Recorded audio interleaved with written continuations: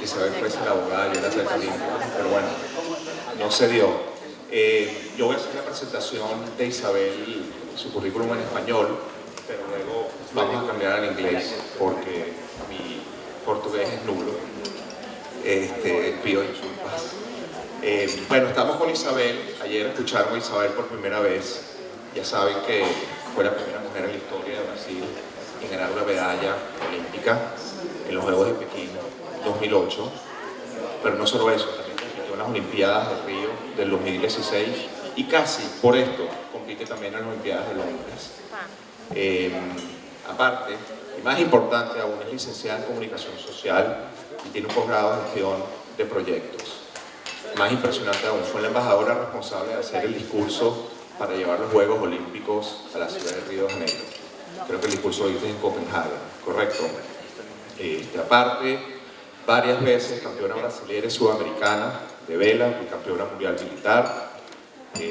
Es actualmente miembro del Consejo del Proyecto Grael, de la Comisión de Atletas del Comité Olímpico Brasileño, de Atletas por Brasil y de la Confederación Brasileña de Vela, además de haber sido elegida en la Comisión de Atletas Panamericanos. Antes de empezar las preguntas, Isabel, quiero que entiendan qué es lo que hace Isabel y que se den cuenta que lo que ella hace no es fácil y es sumamente arriesgado. Pues tenemos un video que vamos a poner de una carrera de Isabel. Isabel es la que tienen en la primera parte de la imagen. Miren la velocidad, 42 kilómetros por hora. Miren la fuerza que requiere y el riesgo que implica. Esa velocidad del agua como concreto. A lot of balance you need to have, because otherwise the boat can drop from the water, like you are flying in the foil. So it's a very special sport. Sometimes I get afraid of sailing. You need to use a helmet to all conditions, light winds and strong winds. So it's a tough sport, but I learned a lot from this sport. And here they are showing. We're going to have it just running, okay? But this is the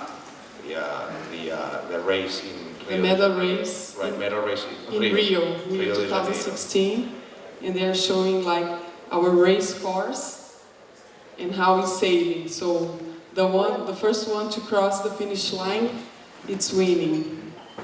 But let's go back, okay? Because I know that, you know, in sports there is a pyramid, all right? So it takes a lot of effort and a lot of years and a lot of sacrifices to get to the top, to be an Olympic athlete. How was your process to get there? When did you start? How did you get there? I did start at the age of 9 and start sailing in Optimist, which is a small boat for children. And it's a very special boat because you learn how to deal with changing the nature, reading the nature, making your own decisions, sometimes trying to avoid some risks that you face when you are racing. So it was a big school for me. I also did some classes, like as a teacher, and I can see how the children can develop by sailing.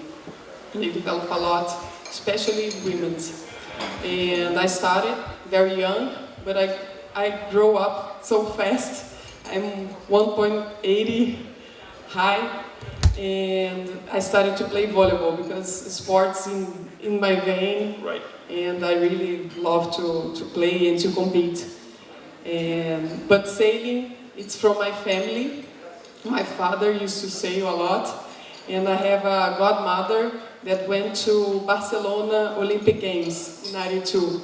So yes, I got inspired by her, and it was really amazing when I was 7 years old and she was coming from the Olympic Games, showing all the pictures and everything. And at the time, the Olympic athletes was really a hero, I would say, because all the broadcast was focusing, TV, newspaper, looking for the Olympic Games, and I was like, there, oh, I want to be like her. That's where you said, that's my goal? That's my goal. When? What age were you? I realized that I would like to be an Olympian when I was 17 years old, but I think I got inspired from the whole process, learning from my godmother and seeing how sports can help us to develop. And then I say, I'll go deeper. I want to go to the next step, you know, and I got an invitation, went to the south of Brazil, and then me and Fernando Oliveira started a professional campaign. That means having a coach, having a nutritionist, a psychologist, a physical trainer. Right. And that's, I think, a question that I wanted to ask a little bit later, but I'm going to ask now. I know that sailing is not, it's an expensive sport. There's a lot of equipment. And how was the process for you, to be able to get sponsors? And I guess, how did it change before and after you won the Olympics? I know, that you have experience negotiating sponsorships agreement. So I think, for us in this room, that's an area, that we have a lot of interest. So how for you as an athlete was the process, to be able to get sponsors, corporate sponsors? During the training, when I was not an Olympic medalist, we were like accepting more all kinds of sponsors. Like we got Nivea, which is a huge brand, but in a low cost, I would say, contract. Yes. But we raised the level, like Nivea loved it because at the end we were Olympic medal, they did a great advertising with us. But at the time that we became an Olympic medalist, we changed a little bit and we raised the level of the contracts and everything. But one thing in Brazil that helps a lot the athletes is to have projects from the government that allows you to have sponsorship without the sponsor take money from their own money to invest in sports. Instead of paying taxes, they would go to an approval project to put money in this project instead of paying the tax for the government. So it's a lot of bureaucracy, but you still can have a good money in a federal way or also in Rio State. Because in Rio State you can also have ICMS, the name. It's that you can have an approval, your project approved, and then you are able to collect this money and you can make a bigger amount, I would say, to invest in equipment and everything. I have never tried to understand Brazilian tax law. I think it's the most complicated tax system in the world, but as Fernando knows. You win the Olympics. Yeah, they are showing like the medal race. Sorry? They are showing the medal race, but I think we crossed. That's Rio, not Beijing, right? Rio, yeah, Santiago Landi and Cecilia Carranza. But before, we got stuck in a garbage, in a trash. And it was really hard, this situation. We were winning the race in Guanabara Bay. So, and before the games, 2 months before, I was like doing a parade, like a march with a lot of boats, fishing boats, also rowing boats, and we are raising the flag of cleaning Guanabara Bay because when I did the speech in 2009 in Copenhagen, I was dreaming of cleaning the bay because when I was a child, I went sailing and was grabbing all the garbage from the sea and coming back to the club. Oh, look at this. So I think the Olympic Games is a chance of changing, a chance of legacy, a change of a lot of things. But at the end, we finished like in my medal race, I got stuck. And it was a hard situation, but on the other hand, now I am ambassador for Instituto Trata Brasil. So we are really trying to stop so much pollution and make it like a development in this area for Brazil. But I think this is a very interesting scenario in which an athlete is using a platform for corporate social responsibility. It's not only, companies that are doing that. And I think, I remember a quote from a great movie, Spider-Man, right? With great power, comes great responsibility. And in your case, I think suddenly, when you win the medal in Beijing, I suppose that another world of opportunities, open up for you. So how did life change for you after the Olympic medal in 28? The day after we realized that we were Olympic champion, one guy called Bernard Hasman, he's member of International Olympic Committee. He came to me riding a bike at the village, and he said, "Isabel, now you're not Isabel SWAN, you're Isabel SWAN Olympic plus Olympic medalist, and it's really like that. You're always remembered as an Olympic athlete and medalist, and for sure it opens a lot of doors outside Brazil also. And I would say it's like a pedigree that she can conquer a goal, or she can make it. Like, it's very good because give me a chance also in the transition, like a career transition, to get to work in Ernst Young, EY. So I've learned a lot because of the medal, like to do a better transition. There are a lot of athletes that don't have an Olympic medal and don't have a chance maybe to do a career transition. And also when we speak loud, your voice it can be listened in a better way. So it's very life-changing. And by the way, she's very humble because she didn't mention that for that Ernst & Young project that she got chosen to. There were about, I don't know, thousands of applications, and I think that only 10 or 9 athletes were selected. And the interesting part that I saw there, it's how to help also athletes transition out of their sport. I mean, I think that your case is an exceptional case in the sense that you also have, a degree, right? You're a communicator, you have a master's. But sometimes, for people that have been in sports their whole life, suddenly, sports goes away, so what's next? So how are you doing, to impact, future generations, people in sports, to help them, transition out of their careers when their career is over? Because it doesn't last forever, right? Yeah, I think it's important, like, to get inspired with someone. And sometimes in Brazil, the examples that we have, they are not so good, maybe. Or like we need to maybe raise the voice for the ones who are winning, like a positive agenda, to show what is good in Brazil and everything. Sometimes you are stuck in the problems of Brazil. And I did create a platform called Talk to Your Idol that tries to connect, that will connect the idol of sports to their fans. So it will be a web call, and the fan will be able to contact the idol, and the idol will get paid for that.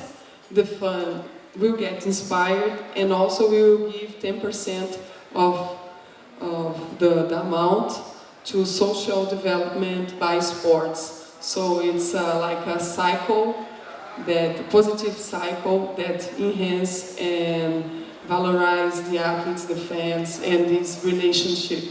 And we are starting this platform. We just launched it last week, and it's a lot of digital, and I'm getting a lot of consulting here, talking and learning how it works, and study to the brand and to how can I say, help me. And I think that brings me to a point of, athlete empowerment. I think that with social media there has been a shift in power. Maybe years before, when you didn't have those platforms, pretty much you depended, on traditional media, to showcase you. I mean, radio, TV, so if you don't, if they didn't showcase you, you didn't have a voice. But now I think that has changed. I think it has changed a lot from, 2008 to now, meaning, and I think that Fernanda was saying in her presentation that, if you go to, COI, they own everything. Anything related to the Olympics, they own. But I also think that right now athletes, with social media, can start owning, their own content or their own communications with consumers. So how do you see a shift there into how athletes are communicating with fans, and how it was different, let's say, when you won your Olympic medal? It's not too long ago. I mean, it was in 2008, but I'm sure, you didn't have Instagram, you didn't have Twitter, and also sure, that the experience has been very different, right? Yes, it's very different because in 2008 it was a lot about newspaper, television, and now you have your own account, you have Instagram, you can create your own content. And in 2012, the athletes made a big movement to ask for the International Olympic Committee to open the Rule 40, because the Rule 40 restricts a lot about advertisement for the athletes, like the self-advertisements, the sponsors of the athletes.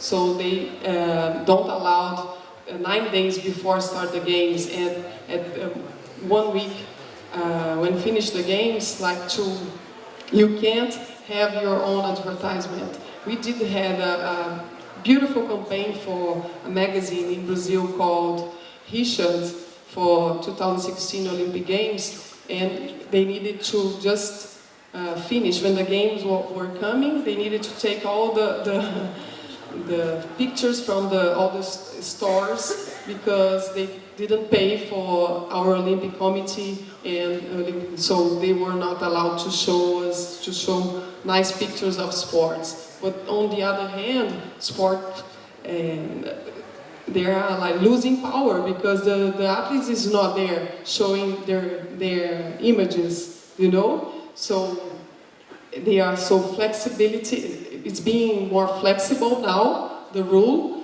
So you need to talk to the Olympic Committee in Brazil and ask for permission for your sponsor, to show your sponsor during Olympic Games. So 6 months before, you need to go to Olympic Committee and say, I am allowed to show this sponsor, and they will, okay, you are allowed. But this is not happening close to the Olympic Games, so that you will ensure that you have your sponsor that will support, and then you'll be able to show in the Olympic Games, but they change. And here it's Santiago Lang, big inspiration for us, and he won the gold medal, and he passed through a cancer, and it's also was amazing because during this race he got 2 red flags, and he really believed. And we did believe, we did continue also, besides the garbage and the trash that we got stuck during sailing. But really nice. Yeah, no, and I think, that the rule, the Rule 40 change, in the US something very similar is happening with the NCAA, which is college sports, that they don't allow, college athletes to exploit their image rights. So, similar to what happened with Rule 40, some of the athletes sued, some video game companies that were using their image, or pretty much are saying, well, we can't pay you because you're a student athlete. But some states in the US started saying, no, you can't do that. They have a right, also to their own publicity rights. So I definitely think, that worldwide there is a movement into empowering more the athletes, amateur, professionals, to, also be able to exploit more, the commercial side of it. So how do you see, the athletes' relationship with consumers? Because now I'm curious about right now, if I follow an athlete, I pretty much know everything that they're doing, on a day-to-day basis. So how do you see, how current athletes, younger athletes interact with the public, with, let's say, athletes 10 years ago? I think it depends on the country, because US have a huge culture of sports and a huge marketing industry for sports. But Brazil, we still growing in this. And I think the athletes needs really to become a brand. Like, and this is all Olympic movement, they are trying to make it, the athletes create your own brand, also giving a lot of courses, a lot of helping the athletes to sell the image and to make it the image more stronger. So so they are creating a lot of athletes commission to raise the voice of the athletes. 8 years before we started this process, we didn't have athletes commission. Now we have athletes commission voting during the General Assembly in Brazil. Like, we have 10 votes, and this raised the voice of the athletes, and also in terms of images, show more what the athletes can do, besides also sports. So I think it's very important to have the channel, but on the other hand, we do have competition with the other content in social media, you know. And you have the challenge in Brazil that, of course, soccer is so big, right? So maybe volleyball, right? But how do you also try, you know, to get more coverage for non-mainstream sports? Let's say, you know, I know swimming, so I know that swimming is very big only, you know, once every 4 years, which is the Olympics. But then, you know, after those 4 years, you don't get any type of, you know, exposure. Some professional leagues are being formed around the world with swimming. It's something similar. And, you know, with sailing, I'm not a fan of sailing, but, you know, if not the Olympics, or whenever, you know, there is the America's Cup, I watch the America's Cup. So how can you make that more sustainable? Meaning that you can have more coverage around the year and not once every 4 years. Yeah, this is, if you need to create huge events. I think with the events, it helps a lot to show the show of sports. You know, in Brazil, we do have some events like Rio Open that raise a lot of money, that also make the tennis players like heroes, and you have a big campaign in the internet. And I think the Olympic committees need to have this kind of things, and also create like a media strategy to show the story of behind the athlete, you know, because this is good content. Because we do have a lot of information in internet. Sometimes you have some stories that don't, how can I say, fulfill you, you know, maybe with the story of determination and crossing barriers, and we do have gold, you know, and we need to show in a good way. But you need to have this strategy now with all this information that we have in the internet, and it's very important to make the Olympic committees understand that. I think INOC knows already because of Olympic Channel, they are creating this, but this is not happening all around the world. I mean, it's still a lot of to go.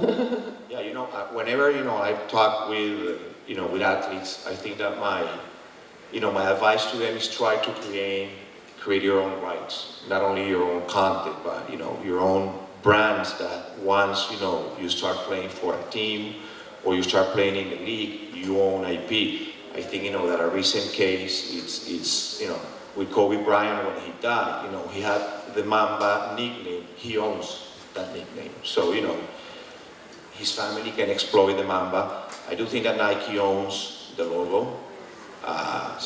And there have been several cases, a recent case also with a basketball player that sued Nike for the use of a logo. So I think, you know, the process also, you know, with athletes in the future is to also try to educate the athlete, you know, of the importance of IP. Your own IP.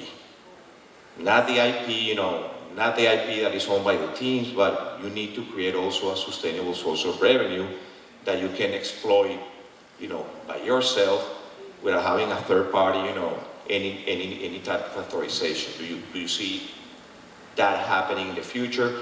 Athletes getting more and more educated into, okay, what's mine, what's not mine, what can I exploit? I think athletes are developing this, but still a long way to go.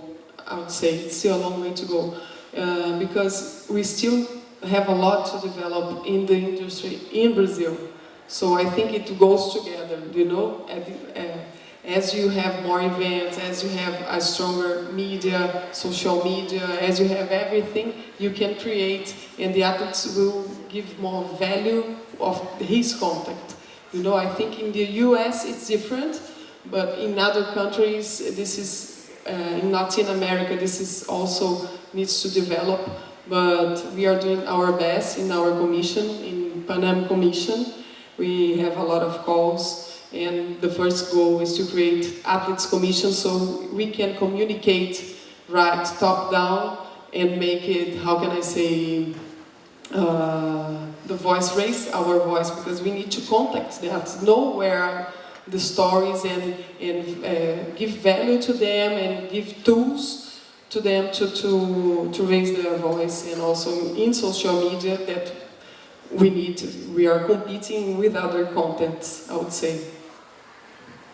I don't know, anybody has questions? Because I have about 2 more minutes. If not, I can keep going, but I also want to give the opportunity, you know, to anyone to ask questions. Do I see hands? That's better for me. So I keep, you know, you are a great example of somebody who has used a platform for positive change. And that's really, you know, not many people get the chance, and those, you know, who get the chance, you know, those can impact, you know, social causes, that can impact also a change. So it's very, you know, your story is very admiring, and I think that the least important part, I think, is that great, you won the Olympic medal, but it's what you have been able to do with that. So what do you see, you know, as your next steps moving forward? Well, moving forward, I am investing in this platform because I know it's a way to the voice of the athletes get to the heart, deep in their heart, like to inspire new generation. And this is why I went to Copenhagen and believe that when you have good examples close to you, you can get inspired and go ahead. So that's why I created this platform called Talk to Your Idol. And I believe this platform can open and grow as like a social media for sports, that you have a special content there, and you can find in each sport the value, the stories behind. You can find products, you can find everything. So we are in the first step, and I'm thinking this platform can grow and can go international, and we work hard for this medal, the other medal. By the way, that's a great idea, and I think it's perfectly in sync. In the US, you know, also a lot of the players' associations with professional sports are exploiting their own content. They're exploiting, you know, they're just following athletes. Let's say, you know, a reality show about the athlete. Why? Because they don't need the authorization from the league. You know, league as well, you know, as the IOC, like to own everything. So at some point, you know, the Players Association said, okay, how can I create a separate revenue stream that I don't have to share with the teams? And honestly, the response was the athlete. You know, follow the athlete, generate independent content, and then, you know, you can monetize that without sharing with the league. So I think it's a great idea. And again, it's been a pleasure, you know, sharing, you know, this stage with you. And I'm not going to congratulate you because you said yesterday that you don't want congratulations. But I must say that, you know, you have a great story, and you have been doing a lot of good with the good that you have done. So thank you so much. Thank you so much, Ricardo, and thank you all for listening to me and to give a lot of value to our stories and what we've learned from Olympic sailing, and also everything that is involved. Thank you so much. Thank you. So next is lunch, right?